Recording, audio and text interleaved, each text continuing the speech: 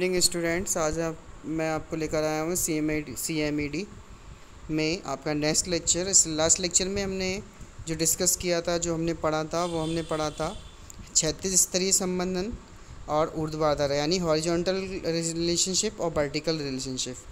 अब हम डिस्कस करेंगे संगठनात्मक संबंधन सुधारने के उपाय। कौन कौन से उपाय हैं जो इन संबंधों को सुधारते हैं। जैसे कि हम बात करते हैं, फर्स्ट पॉइंट यहाँ पे देखो लिखा हुआ है, बता रहा है कि सभी श्रमिकों कर्मचारियों से समान व्यवहार किया जाए। ऐसा नहीं है कि मतलब किसी से आप अच्छे से बात कर रहे हैं, किसी को आप डांट रहे हैं, तो सभी श्रमिकों को मतलब एक जैसे समान व्यवहार के साथ करना चाहिए।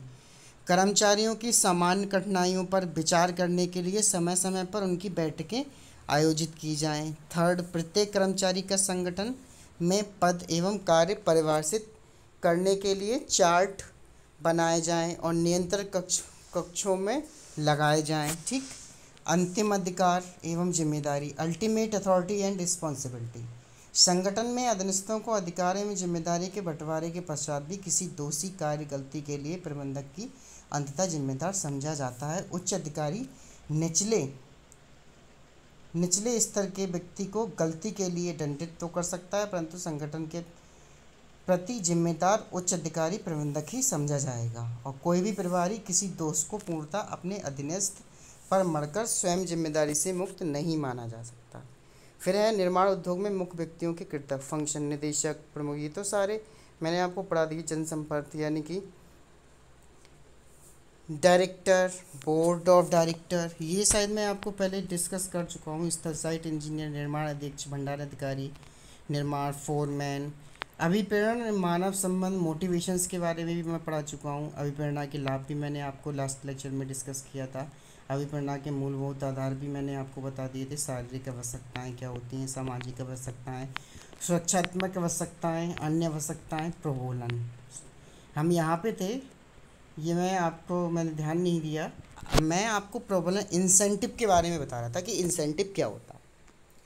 जब किसी कर्मचारी श्रमिक को उत्पादन बढ़ाने अथवा सामान्य कार्य प्रगति से अधिक कार्य प्रगति दिखाने के लिए तैयार किया जाता है, तब बदले में वह व्यक्ति प्रबंधकों से सामान्य वेतन दहाड़ी से कुछ अधिक पाने की इच्छा रखता है।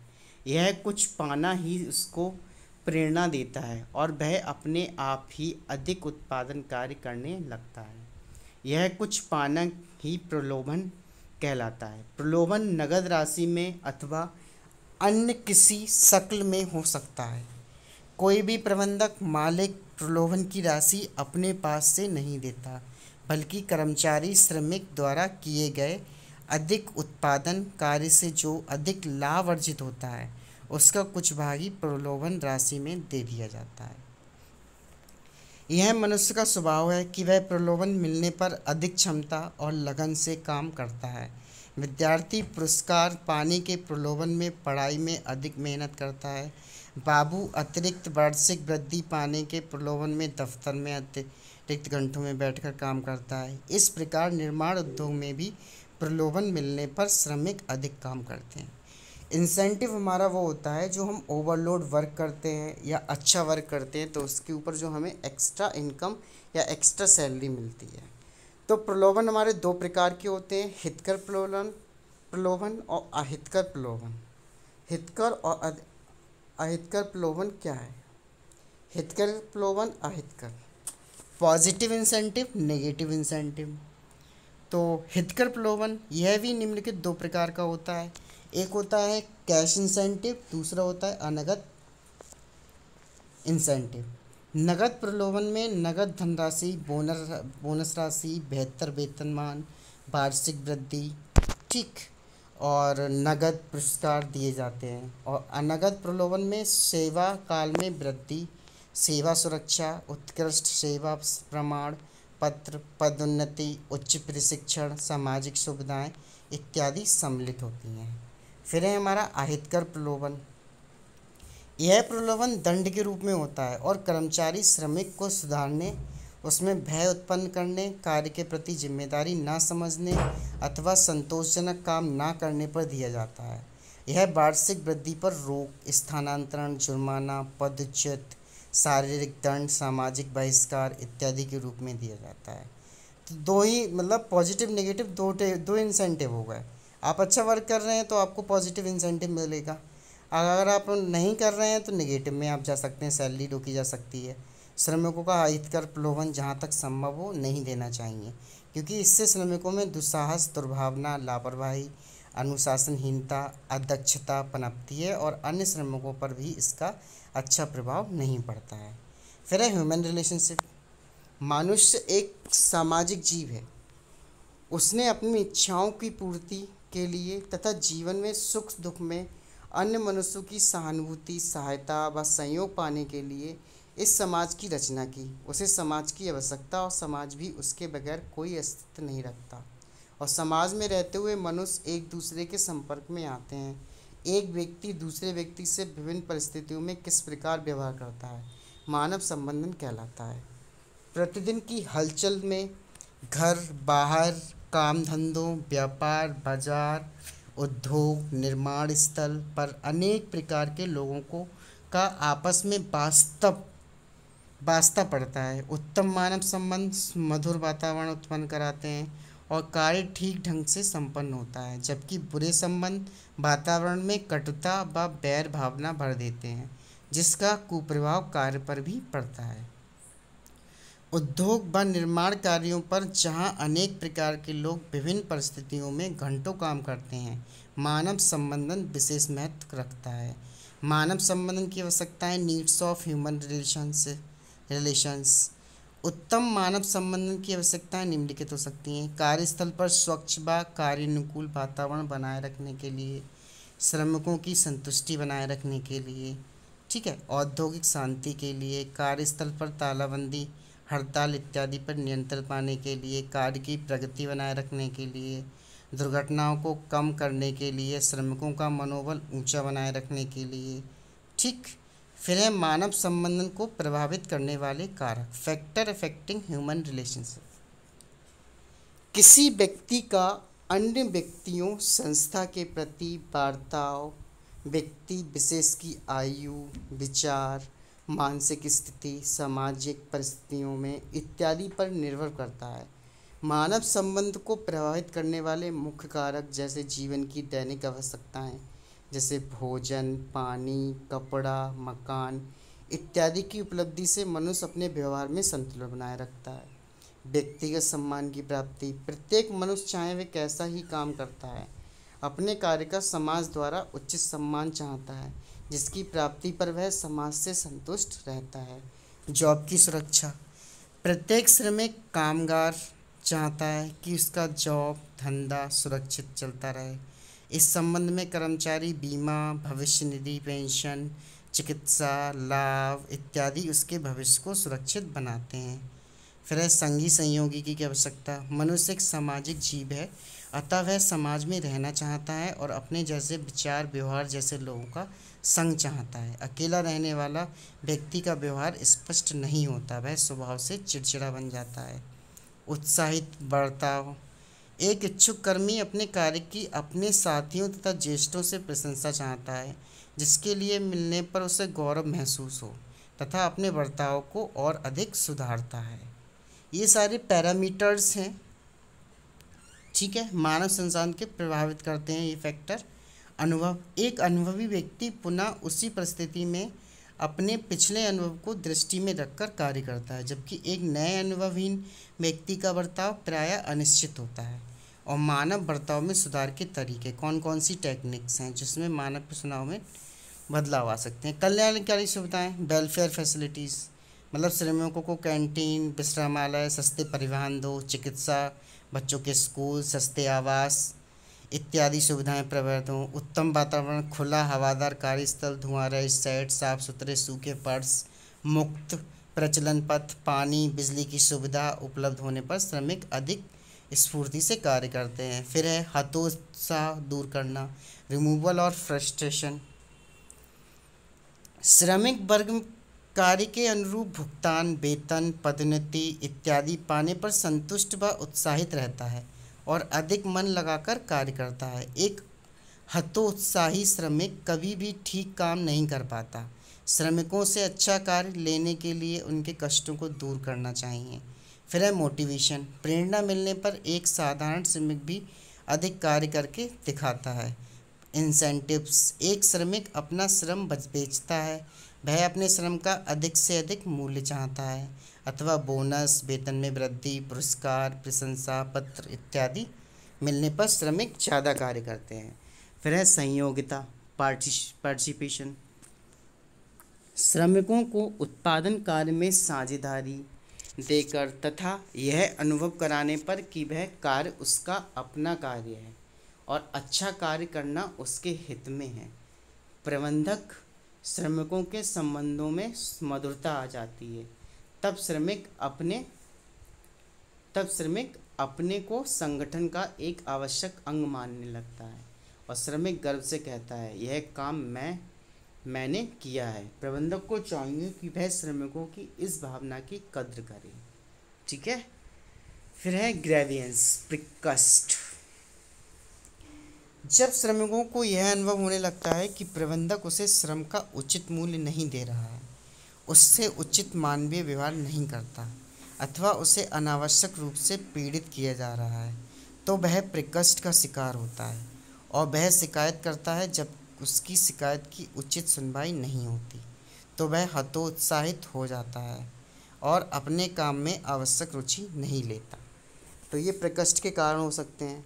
श्रमिकों के प्रभारी के प्रति प्रकोष्ठ के अनेक कारण हो सकते हैं। मुख्य कारण इस प्रकार हैं, जैसे प्रभारी द्वारा कार्य के आवंटन में भेदभाव, काम के घंटों में भेदभाव, प्रबंधक द्वारा वेतन मजदूरी में भेदभाव, छुट्टी पदोन्नति में निर्धारित प्रणाली का पालन न करना, किसी विशेष श्रमिक को अनावश्यक रूप से अनुग्रहित फेवर करना, श्रमिकों पर कठोर अथवा व्यावहारिक नियमों को लागू करना, उत्तम कार्य करने पर भी देय सुविधाओं से इनकार, प्रबंधक प्रभारी का श्रमिकों के प्रति अभद्र व्यवहार, गाली गलौज करना, ट्रेड यूनियन की गतिविधियों में भाग लेने पर प्रबंधकों द्वारा उत्पीड़न, कार्य के लिए अव्यावहारिक घंटे अथवा समय, कार्यस्थल पर संतोषजनक वातावरण न होना, हस्तहाल व असुरक्षित उपकरण व मशीनें, श्रमिक सुविधाओं से वंचित रखना।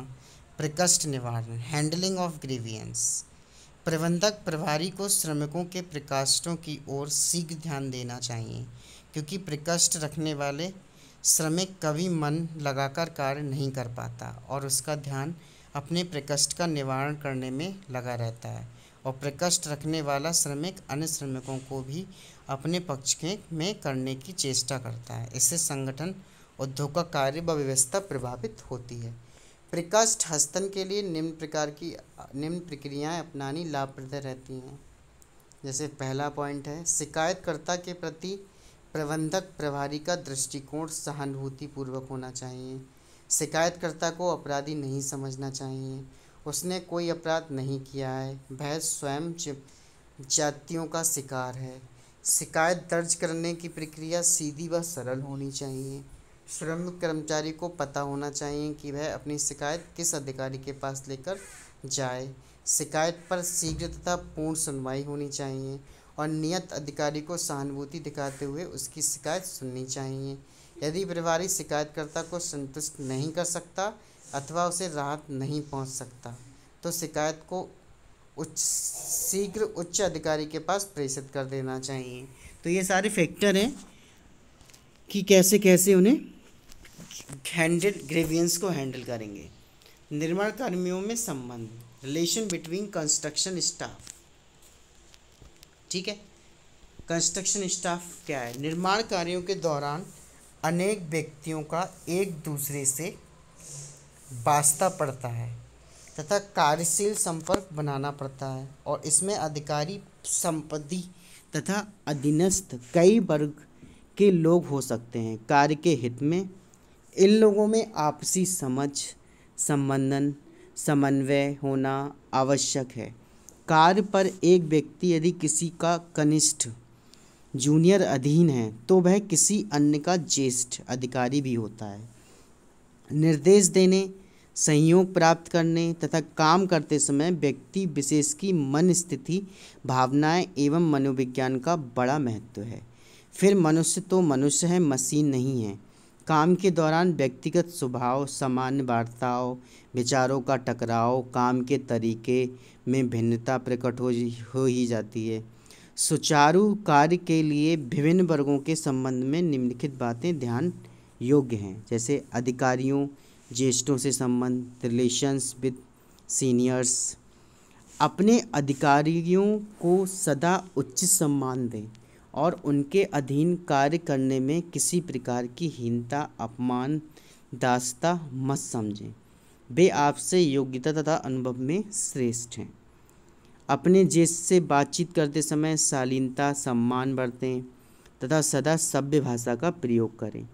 अपने कार्य को लगन तथा परिश्रम से पूर्ण करें और कमियों तथा दोषों को छुपाने के स्थान पर अधिकारी के नोटिस में लाएं और उससे मार्गदर्शन लें।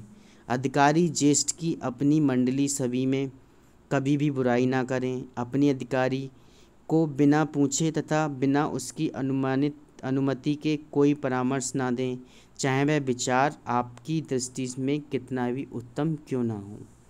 अपने अधिकारी का सदा विश्वास प्राप्त करने की चेष्टा करें। किसी कार्य को पूर्ति तक ले जाने के लिए सहकर्मियों में आपसी विश्वास कायम करना बहुत ज़रूरी है। सहकर्मियों से संबंध, रिलेशन विद कॉलेज गाइस। सहकर्मियों से संबंध कैसा होना चाहिए? अपने साथी के काम में कभी दखल मत दें, यानी जो आपका साथी है उसके काम में कभी भी दखल नहीं देनी चाहिए, ठीक है। उसके कार्य में उसके अधीनस्थों के सामने दोष ना निकालो, यह आपकी ड्यूटी में नहीं आता। अपने सहयोगी की उसके अधिकारी के सामने बुराई मत करो। अपने सहकर्मी की समस्या को समझने की चेष्टा करो और हो सके तो उसे हल करने का भी प्रयास करो। कार्यप्रणाली तथा प्रगति में सुधार लाने के लिए अपने सहयोगी से समय समय पर खुलकर बात करें। अपने साथी से ईर्ष्या मत करो। उसके अच्छे कार्य तथा गुणों को स्वयं ग्रहण करने की चेष्टा करें।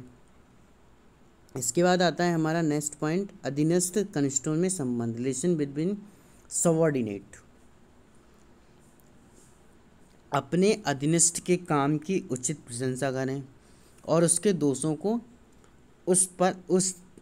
उसे इस तरह समझाएं कि वह इसे बुरा ना माने और सहर्ष स्वीकार कर ले तथा सुधार के लिए तैयार हो जाए। अपने मातहत को भी कभी भी गाली या अपशब्द ना कहें। उससे मृदु भाषा में बात करें। बात करते समय अपने पूर्णतः संयम में रहें और अपनी बात कहने का पूरा मौका दें। अधीनस्थ के कार्य में अनावश्यक दखल ना दें। उसे अपने ज्ञान, अनुभव तथा विवेक से कार्य करने का मौका प्रदान करें। राइट। अपने अधीनस्थ की समस्या को यदि आप हल नहीं कर पाते तो उसे अपने उच्च अधिकारी को भेज दें। अधीनस्थों में कार्य का आवंटन करते समय तथा प्रोन्नति के समय कोई भेदभाव ना बरतें। जो कार्य के हित में है उसे ही करें। किसी श्रमिक के गलती, लापरवाही बरतने पर उसे उतना ही दंड दें जो उचित और न्याय संगत है। ऐसा नहीं है कि आप उसे गलत उससे करे जा रहे हैं और बदले की भावना रख रहे हैं उसके अंदर, तो ऐसा नहीं होना चाहिए। श्रमिकों की व्यक्तिगत समस्याओं को अपनी समस्या समझें। अगर श्रमिक को कोई प्रॉब्लम हो रही है, कोई दिक्कत हो रही है, तो उसकी प्रॉब्लम्स को अपनी प्रॉब्लम समझ के सॉल्व करना चाहिए। यथासंभव उनके कष्टों को दूर करके उनका विश्वास प्राप्त करें। जब कोई श्रमिक आपको अपना हितकारी समझ लेता है तो समय पड़ने पर आपके लिए अपनी जान पर खेलने को तैयार हो जाता है। यह मानव स्वभाव है।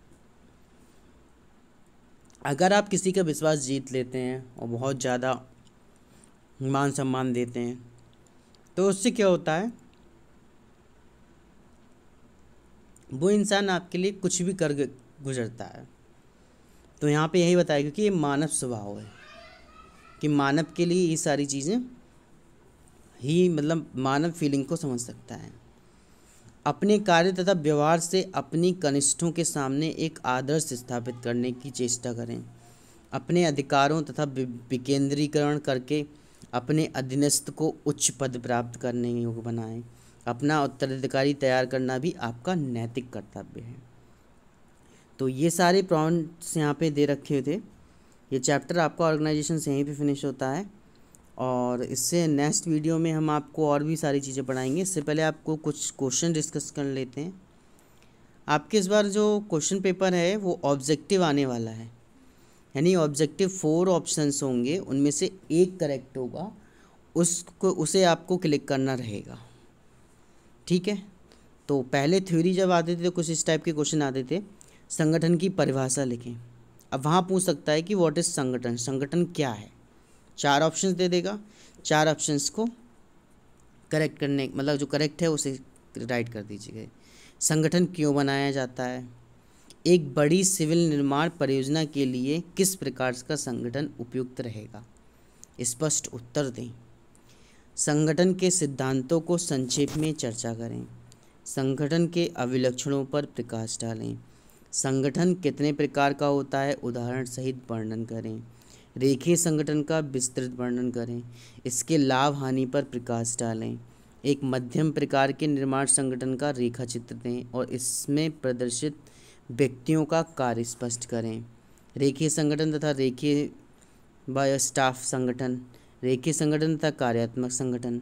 निम्नलिखित पर संक्षिप्त टिप्पणी लिखें। नियंत्रण का विस्तार, आदेशों की समरूपता, पदाधिकारी एवं जिम्मेदारी का हस्तांतरण, क्षैतिज स्तरीय संबंध, ऊर्ध्वाधर स्तरीय संबंध, हॉरिजॉन्टल रिलेशनशिप, वर्टिकल रिलेशनशिप। अभिप्रेरणा क्या होती है, इसका निर्माण उद्योग में क्या महत्व है, लिखिए। अभिप्रेरणा के मूलभूत आधारों पर प्रकाश डालें। अंतर स्पष्ट करें। अभिप्रेरणा तथा प्रलोभन, हितकारी प्रलोभन, अहितकारी प्रलोभन। तो ये सारी ही बहुत सारी इम्पोर्टेंट टर्म्स हैं जो आपके एमसीक्यूज़ में इन्हीं से पूछा जाएगा और इन्हीं से आप पूरा कर सकते हैं। ठीक है। तो यही सब चीज़ें आपसे पूछी जाएंगी जो बहुत ही इम्पोर्टेंट हैं और आपके एग्ज़ाम पे, क्योंकि ये चैप्टर से काफ़ी क्वेश्चंस जनरेट हो सकते हैं। जैसे कि मैं आपको एक रिव्यू दिखा देता हूँ पूरे वीडियो का। मैंने इसमें काफ़ी कुछ आपको पढ़ाया। ठीक है। कनिष्ठों से संबंध बताया, अधीनस्थ, रिलेशनशिप विद सबऑर्डिनेट्स।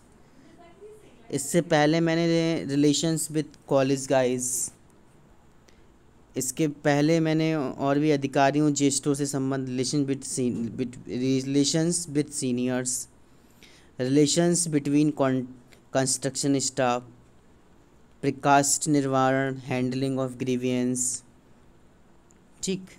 इससे पहले प्रिकास्ट के कारण, प्रिकास्ट ग्रीवियंस क्या होता है, participations, incentives, motivation, removal of frustrations, better environment, welfare facilities, techniques of modifying humans, संगी सहयोगी की आवश्यकता, जॉब। तो ये बहुत सारे टर्म्स थे जो मैंने एक एक करके 1 बाई 1 आपको डिस्कस किए। ठीक है।